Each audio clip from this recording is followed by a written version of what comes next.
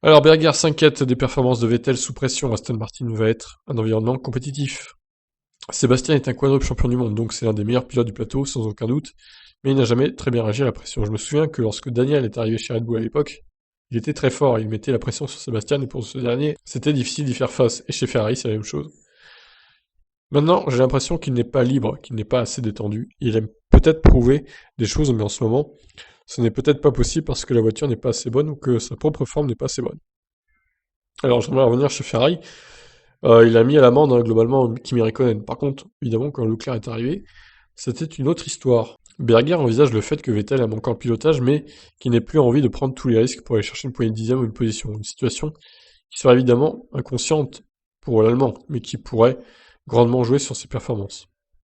Il est toujours en fin de carrière. Il est aussi en fin de carrière, pardon. Quand vous avez participé à tant de courses, vous êtes déjà 4 fois champion du monde. Il arrive un moment où vous n'êtes plus dans une situation où vous voulez prendre tous les risques, où vous battez comme vous le faisiez avant de gagner des courses.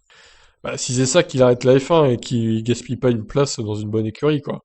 Parce que d'autres pilotes aimeraient être à sa place et veulent avoir la rage de vaincre. Ce que Vettel n'a plus visiblement. D'une certaine manière, ça ne marche pas bien pour lui. Il commence à faire des erreurs et les gens commencent à le remettre en question. Ce n'est pas que la pression en plus, étape par étape, comme je l'ai dit au début, il n'aime pas la pression. Pour autant, Berger ne pense pas qu'Aston Martin va automatiquement abandonner la possibilité de signer de bons résultats avec Vettel. Il est convaincu que malgré les liens de famille avec Stroll, Vettel ne sera pas désavantagé s'il venait à battre le fils du propriétaire de l'équipe. Pour l'instant, c'est 1-0 hein, pour Stroll en course, et en qualif d'ailleurs. Et en nombre de points, cela dépend de ses performances. Si vous êtes plus lent que votre coéquipier et que votre coéquipier est aussi propriétaire de l'équipe, les choses vont peut-être tourner davantage. Mais n'est-ce pas partout la même chose. Si vous êtes plus lent que votre équipier, l'équipe va naturellement se concentrer davantage sur celui qui est le plus rapide. En fin de compte, c'est plus psychologique, c'est juste une situation inconfortable lorsque vous êtes dans une équipe et que votre coéquipier est plus rapide. Et Berger, de se dire impressionné par Stroll, mais c'est une chose à laquelle il faut faire face.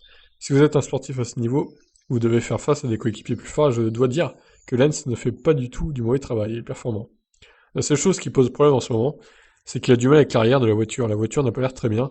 Je pense que ce n'est pas vraiment un problème de pilote qu'ils ont en ce moment, la voiture ne fonctionne pas comme ils l'attendaient. Et oui, encore une fois, à cause du changement de règlement aérodynamique, qui pénalise surtout Mercedes et Aston Martin visiblement. Aston Martin qui est quand même une copie, pas entièrement, mais elle est très inspirée de la Mercedes 2020, quoi. Voilà, ben je vous laisse réagir. On verra si Vettel arrive à remonter la pente, hein, tout simplement, dans les prochaines courses. Ciao, ciao.